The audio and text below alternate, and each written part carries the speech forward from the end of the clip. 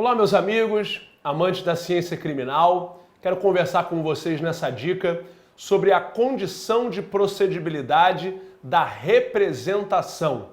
A representação do artigo 39 do Código de Processo Penal. Trata-se, natureza jurídica, como eu disse, uma condição de procedibilidade.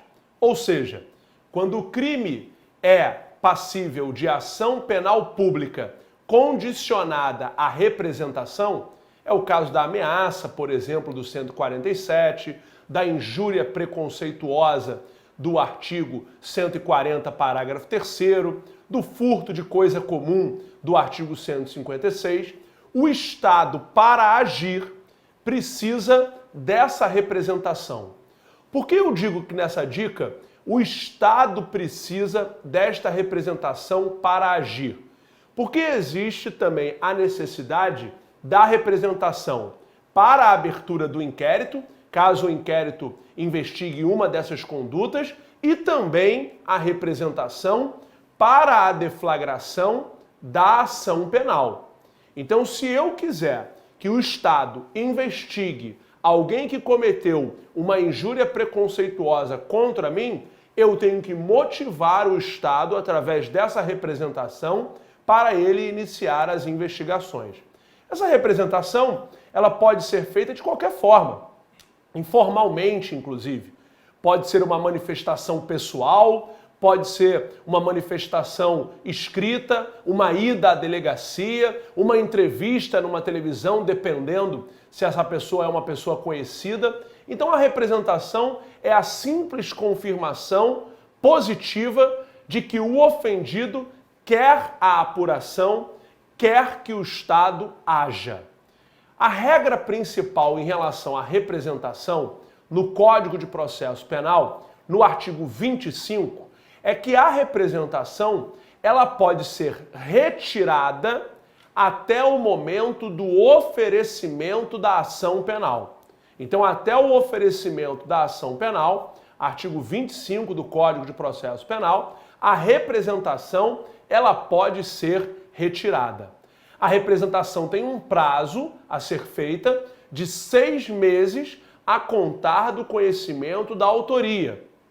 Esse prazo é um prazo decadencial que não se interrompe e que não se suspende. Vista a regra geral, eu quero pontuar com os senhores 2 informações de leis especiais onde o tema de representação tem detalhes diferentes da regra geral. O primeiro detalhe é na Lei Maria da Penha, na Lei 11.340 de 2006. A gente sabe que alguns crimes de ação penal pública condicionada à representação podem se encaixar perfeitamente no âmbito doméstico. O estupro, por exemplo, que é uma hipótese de violência sexual, pode se encaixar na hipótese da Lei Maria da Penha, uma violência sexual doméstica. Uma ameaça, por exemplo, que também é um crime de ação penal pública condicionada à representação, também pode se encaixar no âmbito doméstico, configurando uma violência psicológica doméstica contra a mulher. Na Lei Maria da Penha, segundo o artigo 16, caso a mulher queira retirar essa representação, por ser uma lei especial, nós temos, evidentemente, uma regra especial. Essa retirada de representação deve ser feita em juízo, perante um juiz de direito, até o momento do recebimento. Ou seja, é bem diferente da regra geral do artigo 25. Para concluir a nossa dica, a gente tem a representação também na Lei 9.099 de 95. Estou com ela aqui aberta, precisamente no artigo 91. No artigo 91. Muito bem, que novidade ou que mudança, que detalhe é esse que eu queria concluir a dica com vocês? A Lei 9.099 de 95 trouxe uma famosa medida despenalizadora, a necessidade de representação para as lesões corporais leves e culposas. Ou seja, muita gente não sabe que antes de 1995, a lesão corporal leve e culposa era passível de ação penal pública incondicionada. Então, qualquer pessoa agredida de forma leve ou culposa, o Estado, independentemente da vontade do ofendido, podia agir. Só que em 1995, uma medida despenalizadora foi trazida na Lei 9.099, a necessidade de representação. Lembrando, pessoal, que medida despenalizadora é toda aquela medida que visa impedir que o Estado deflagre um processo judicial.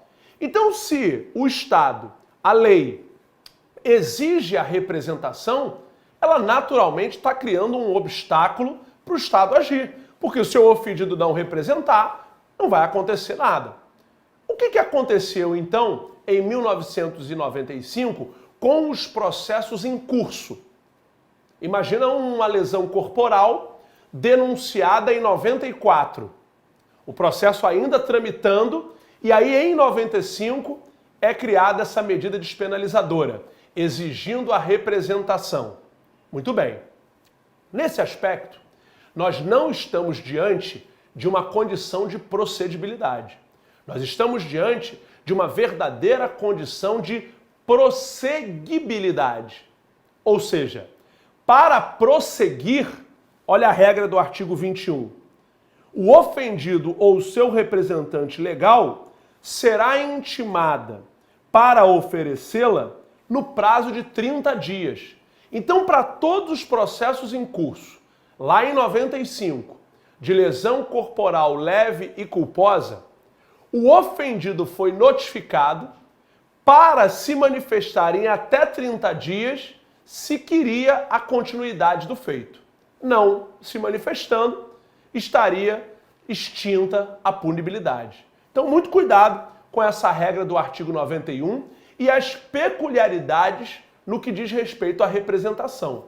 Artigo 25, regra geral. Artigo 16, Lei Maria da Penha. E essa condição de prosseguibilidade do artigo 91 da Lei 9.099.